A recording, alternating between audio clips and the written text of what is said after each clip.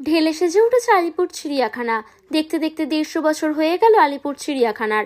বলা হয় এটি দেশের সবচেয়ে পুরনো বিজ্ঞানসম্মতভাবে তৈরি চিড়িয়াখানা। সেই আলিপুর চিড়িয়াখানার আজ 150 বছর পূর্তি।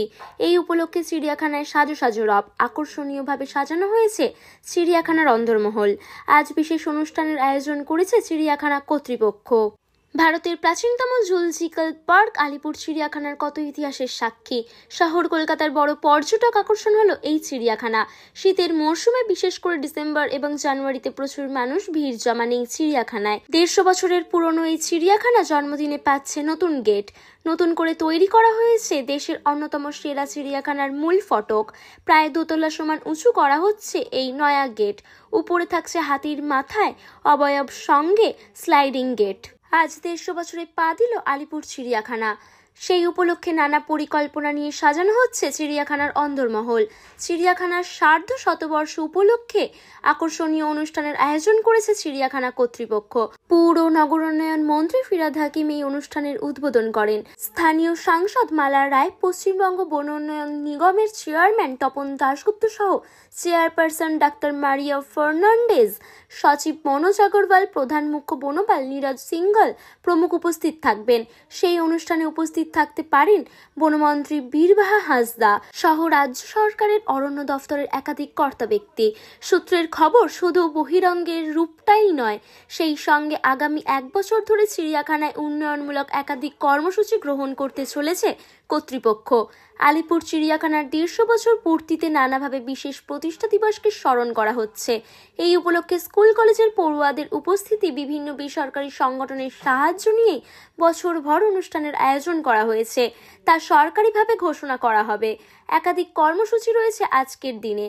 রায় বাহাদুর রামব্রহ্ম স্যানেলের মূর্তি প্রতিষ্ঠা করা হবে। এছাড়াও বিশেষ স্মরণিকা প্রকাশ করবে কর্তৃপক্ষ। বন্যপ্রাণীর আকর্ষণ বৃদ্ধিতে নতুন এনক্লোজের চালু ও একটি নতুন গেটের উদ্বোধন করা হবে। বর্ণাঢ্য অনুষ্ঠানের মাধ্যমে সূচনা হবে আলিপুর চিড়িয়াখানার প্রকৃতি তথ্য কেন্দ্র আজ সারাদিনের অনুষ্ঠান। চলতি বছর আলিপুর চিড়িয়াখানার 3টি বাঘ, সাদা রয়্যাল বেঙ্গল টাইগার, সিংহ সহ মোট 11টি প্রজাতির জন্তু নিয়ে আসা হয়েছে।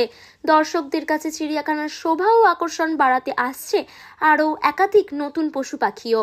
যদিও এখনই সে বিষয়ে চমকের ঝুলি খুলতে নারাজ কর্তৃপক্ষ।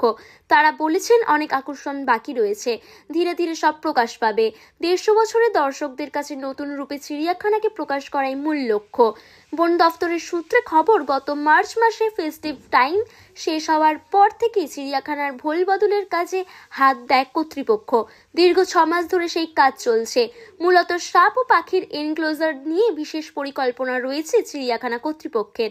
একটি পুরনো সাপের ঘর রয়েছে, যেটা গোলাকৃতি, গম্বুজের মতো দেখতে। এই গোটা চত্বরটি নতুন করে সাজানো হচ্ছে।